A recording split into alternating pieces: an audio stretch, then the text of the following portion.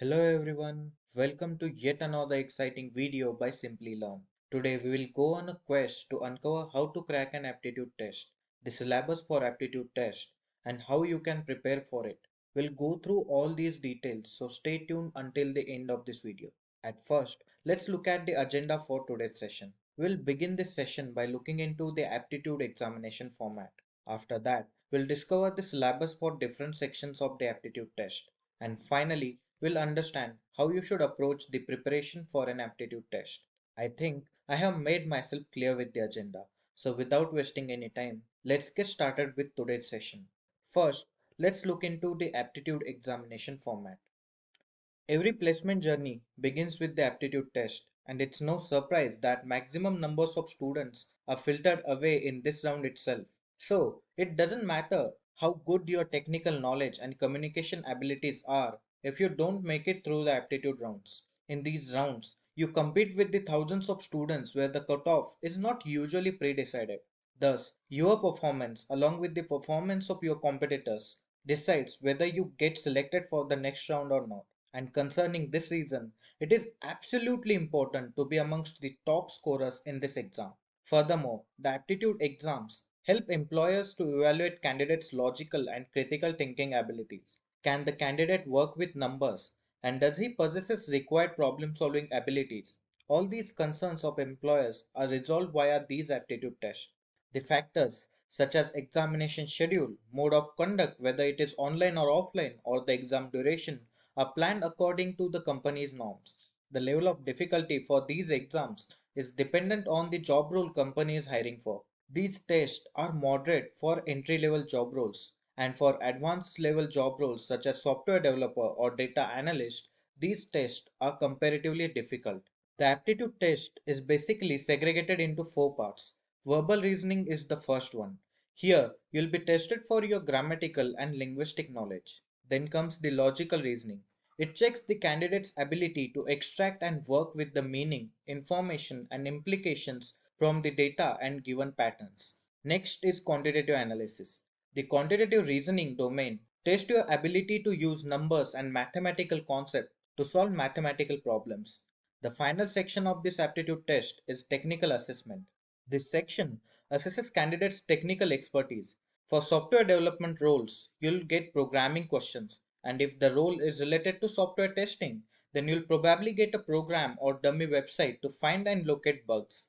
Moving forward, we'll discuss each of these sections in detail and how you can prepare for them.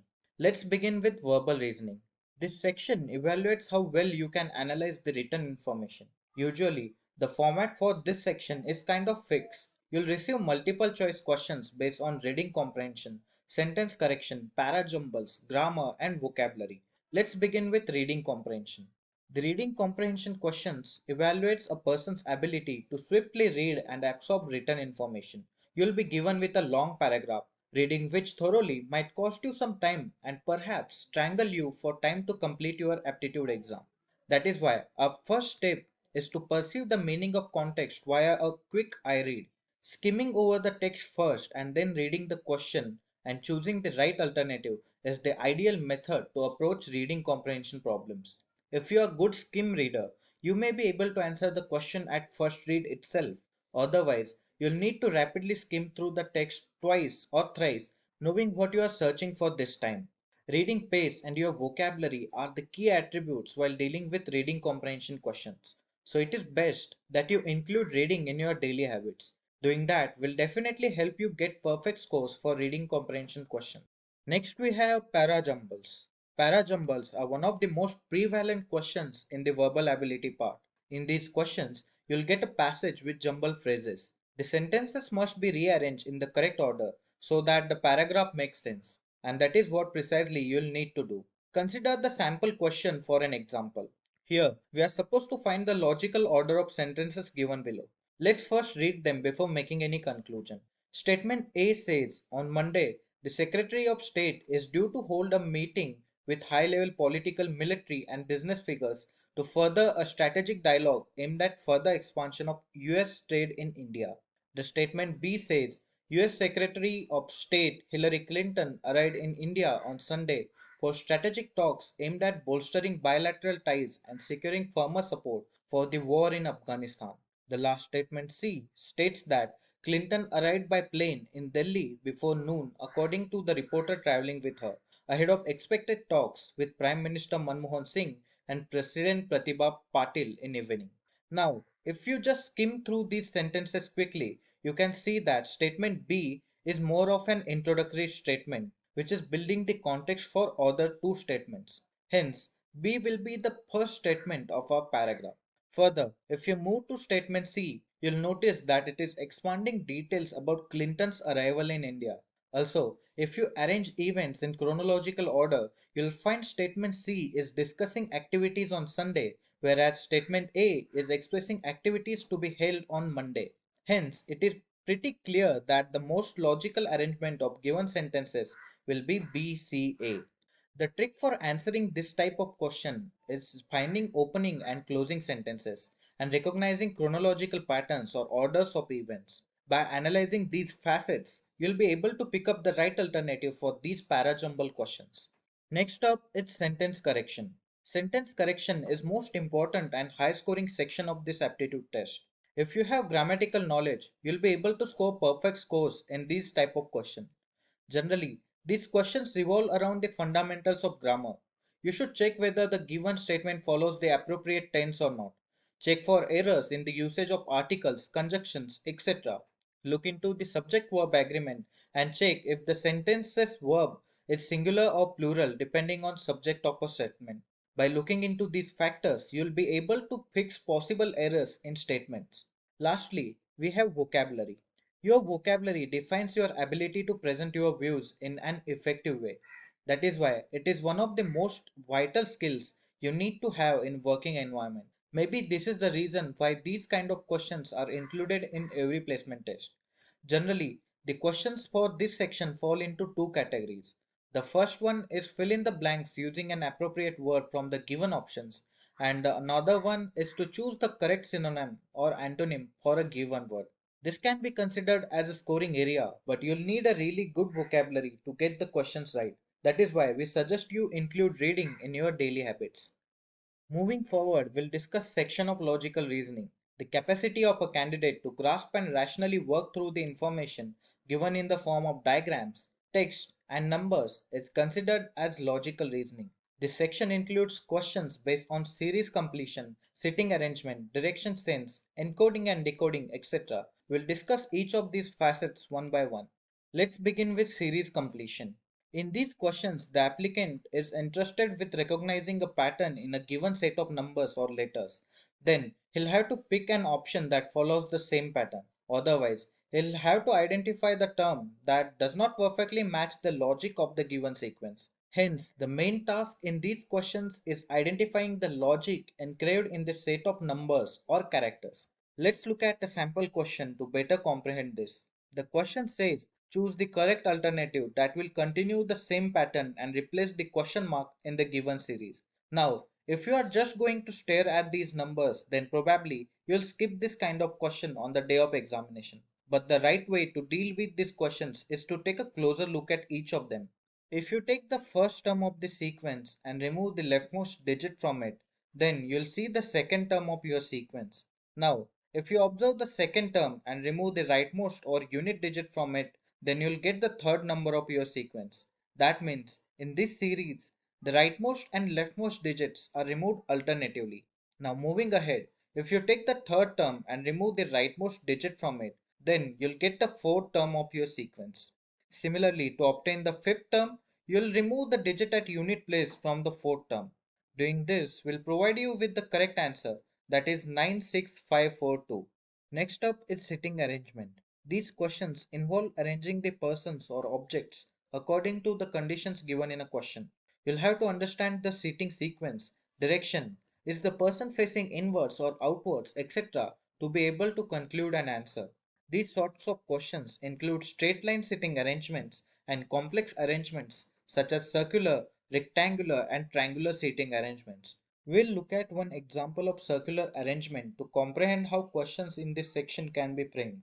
The question says, P, Q, R, S, T, U, V, and W are sitting around the circle and are facing the center. P is second to the right of T, who is neighbor of R and V.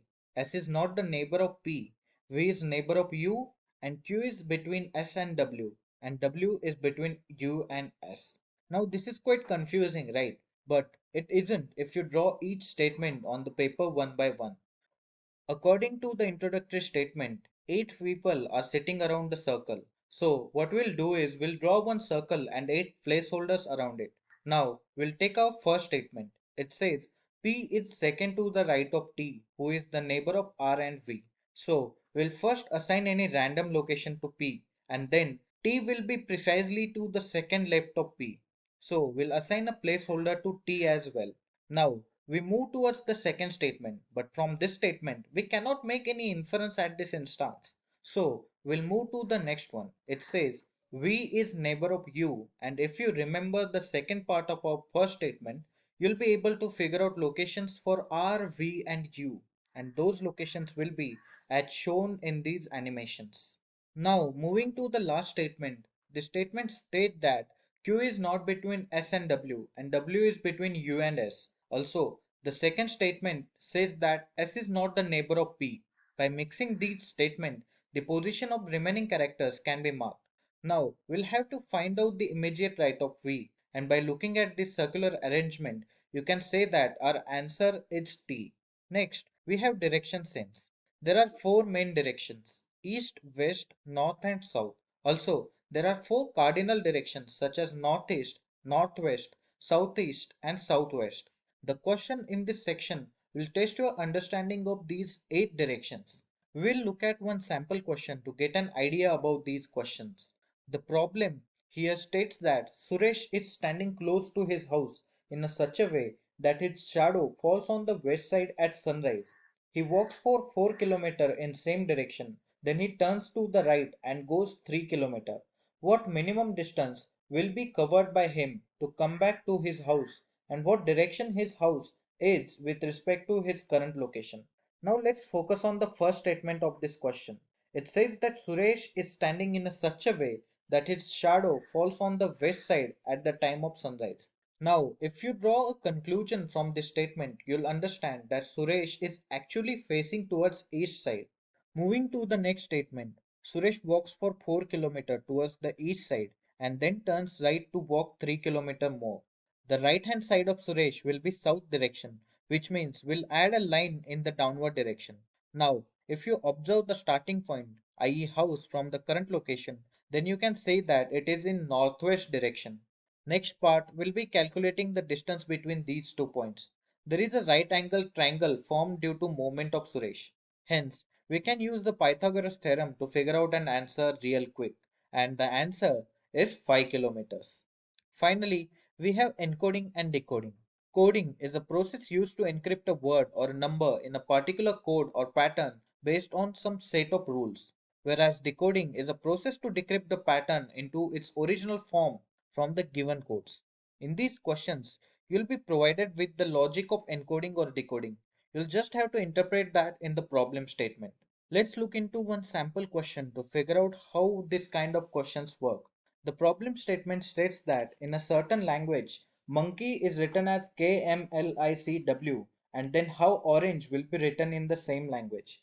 The encoded example we have is monkey, which is written as KMLICW. Now, if you bring alphabetical numbering to understand the encoded pattern, you'll see that the characters of encoded text are 2 places lesser than the illustrated example. By following the same logic, you'll be able to formulate the correct answer for this question, which will be MPYLEC.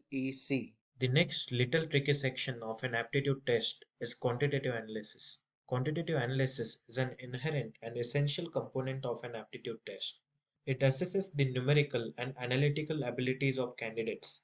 By answering these questions, one may put their own operational techniques and problem solving skills to the test. There are numerous subtopics in the quant section. The ones which are most common and hold good weightage are number theory, time, speed and distance, permutation and combinations, probability, percentage, ratio, time and work. So we'll begin this with number theory. Number theory deals with the universal laws that numbers follows. In this section, you'll get questions about prime numbers, rational numbers, mathematical operations such as multiplication, power computation, square root, etc. You'll also come across questions based on theorem of remainder, a sum of n even or sum of n odd numbers. Let's look at sample question to comprehend how a question can be framed for number theory. The problem statement asks us to evaluate the unit digit place of the given equation. How much time do you think this equation will take? Can we even compute the result in 10 minutes for such a heavy calculation? I think if you solve it expanding each term, you might not be able to solve it within 10 minutes. But what if I tell you the cheat code to solve this question within 10 seconds? Well, let me just get to it. The principle of cyclicity can help us interpret the unit digit for our equation. Let's try to understand what it is and how it works. Now, if you calculate the power of number ending with 0, you'll get 0 as a result. The same thing holds true for three more numbers. Those are 1, 5, and 6. Now, let's discuss about number 4. 4 to the power 1 will be 4, 4 to the power 2 will be 16, 4 to the power 3 will be 64, and 4 to the power 4 will be 256. By looking at the unit places of these numbers, you can see that 4 to the power odd number will always result in 4 and 4 to the power any even number will always result in 6. So we'll just add it here. So 4 to the power odd will be 4 and 4 to the power even will be 6. This thing holds true for 9 as well. 9 to the power odd number will always result in 9 at unit place and 9 to the power even number will always result in 1 at unit place. Now we are only left with the last four numbers and those are 2, 3, 7 and 8. 2 to the power 1 is always going to be 2. 2 to the power 2 will be 4. 2 to the power 3 will be 8 and 2 to the power 4 will be 16. But here we are just concerned about unit place. So we'll add 6 here. This quadruple is what you can call as forced cyclicity. Next we have 3. 3 to the power 1 is always going to be 3. 3 to the power 2 is 9. 3 to the power 3 is 27 and 3 to the power 4 is 81. But we'll only consider unit places here. So this will be the cyclicity of 3. Next, we have 7. 7 to the power 1 will be 7. 7 to the power 2 will be 49. 7 to the power 3 will be 343. And 7 to the power 4 will result in 2401.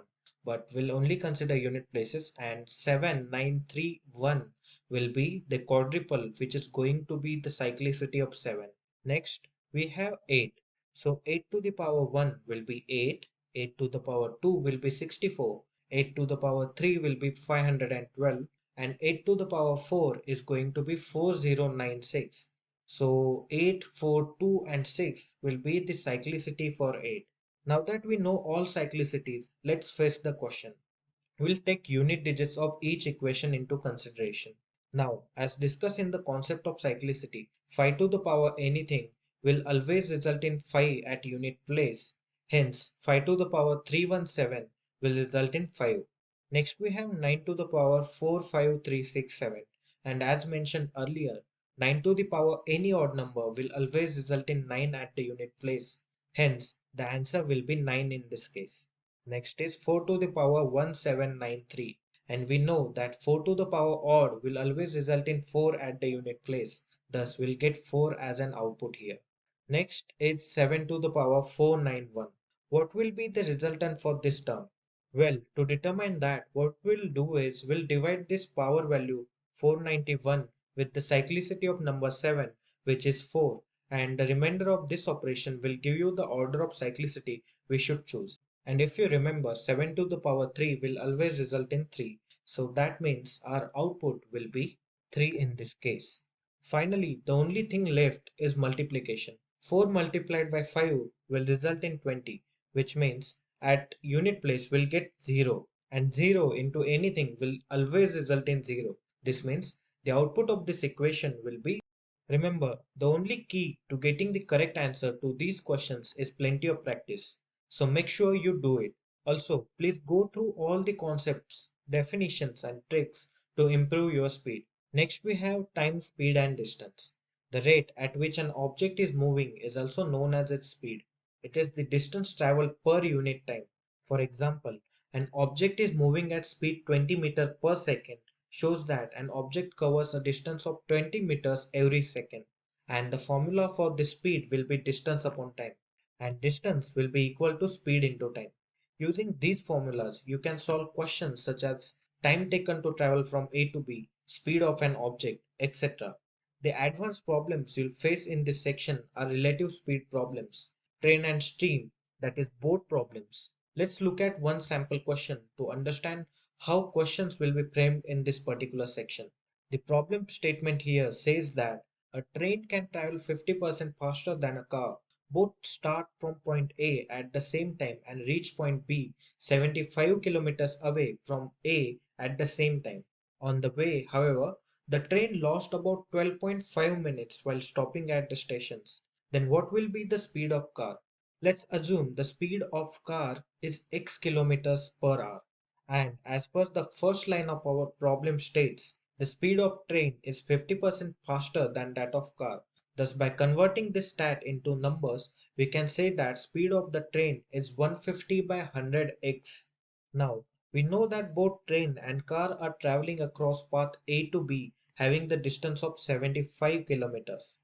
Also, both vehicles start from point A at the same time and reach point B at the same time because the train has wasted 12.5 minutes at in between stations. This means time taken by car minus time taken by train will be equal to 12.5 minutes, as this is the time lost by our train.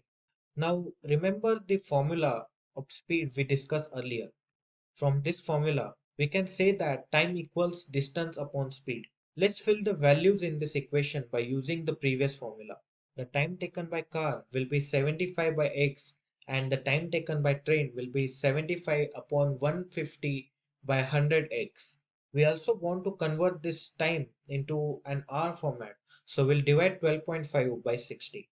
By further simplification, this equation will get 75 by x minus 50 by x will be 125 upon 60 into 10. By further simplification, we'll get 25 by x will be 5 by 24. Hence, x will be equal to 25 into 24 divided by 5, which is nothing but 120. So, the answer to our question is 120 km per hour. Next we have is permutations and combinations. Permutation refers to the number of ways a particular set can be arranged, where an order of an arrangement matters. It is the ways to represent a group of objects by selecting them in a set and forming subsets. Here, you'll get questions based on deck of cards, such as selecting king out of two deck of cards, grouping people to form a committee, grouping color-coded objects in the box, etc. Practice is the key to solve these PNC questions. Hence, solve multiple question banks available online at indiabix.com or hitbullseye.com without looking at solution. And within a matter of time, you'll be able to answer all PNC questions. Next up is probability. Probability means the likelihood that an event will occur. The ratio of number of favorable cases to the total number of possible cases is given by probability. Learn about the deck of cards, number of queens, kings, spades, etc. This will help you formulate number of favorable cases in no time for the questions based on deck of cards. Let's look at one sample question to understand how probability works. Our problem statement says that from a pack of 52 cards, two cards are drawn together at random. What is the probability of both the cards being kings? As mentioned previously, the probability is nothing but the ratio of favorable cases by the sample space. Hence, the favorable case will be getting king in a pick, and there are only 4 king cards in a pack. Hence, the number of favorable cases will be 4C2. Also, the sample space will be 52C2 as we'll be picking 2 cards out of total 52 cards. Thus, the probability will be 4C2 upon 52C2, which will be 4 into 3 upon 52 into 51, which will finally result into 1 by 221 after further simplification. The only key to getting the right answer is practice. So make sure you go through the multiple online questionnaires to gauge the command over this concept. Next we have is percentage and ratio. The percentage can be divided into percent age, which means per every 100, whereas the ratio is comparison of two or more numbers that indicate their sizes in relation to each other. Here, you'll face multiple questions on percentage increase and decrease, mixture and allegations, substance formation when the component ratio is given, solve problems from multiple levels of difficulty to ensure that you get a good hold of these concepts.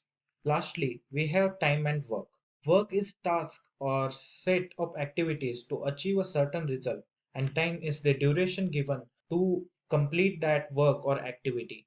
Here, you'll come across the questions based on time taken by an individual or a group of individuals to complete a piece of work, and the formula for that work done will be equal to the time taken to finish the work multiplied by efficiency of a worker. Also, the efficiency factor is inversely proportional to the time. Let's solve one problem to gauge how this concept works. The problem statement says that A can lay railway track between two given stations in 16 days and B can do the same job in 12 days. With help of C, they did the job in 4 days. Then C alone can do the job in how much time? Now, you need to recall the formula for efficiency that we discussed before some time. Efficiency is inversely proportional to time taken. Hence, the efficiency of ABC will be 1 by 4, efficiency of A alone will be 1 by 16, and efficiency of B alone will be 1 by 12. Now we have three known variables and one unknown. So by utilizing available data, we can figure out the efficiency of C. The efficiency of C will be E of ABC minus E of A plus E of B. By filling up the values, our equation will look something like this. For further simplification, we can apply LCM to 1 by 12 plus 1 by 16, which will give us this result. And after this computation, we'll be able to reduce our expression to 1 by 4 minus 7 by 48. And computing further, we'll get 5 by 48 as an answer. Now we have found the efficiency of C. So the next step will be calculating time required to finish the task for C alone. And as we know, time taken is also inversely proportional to the efficiency. Thus, in this case, 48 by 5 will be our answers, which reduces to 9 into 3 by 5 after further simplification. Moving ahead, we'll discuss how you should approach the preparation for aptitude exams. Aptitude preparation generally takes 4 to 5 months. However, this time may vary depending on your ability to grasp things. The first section that you should take up for preparation is quantitative analysis. The best book for that are Aptipedia by Vile Production and Quantitative Aptitude by R.S. Agarwal. You can use these books to learn concepts and tricks to solve problems in quick succession. You'll also find multiple problems there to test your comprehension of each concept. After that, go for online material. Start solving problems available on indiabix.com, faceprep.com, and hitbullseye.com. For the logical and verbal section, you will not require any books. You can study those concepts through these well-equipped aptitude preparation websites as well. With sufficient practice, you'll be able to increase your pace of problem solving. The pace is really important when it comes to aptitude test as you get only 1 minute per question. Hence, try to enhance your speed of computation. For the hard skill section, which we call technical assessment, you can visit websites such as hackerrank.com, hackerearth.com, and codeship.com for practicing your coding skills. That's all we have for today. Thank you very much for being there, and we wish you all the very best for your aptitude preparation. Thank you for watching the video and stay tuned for more from Simplilearn.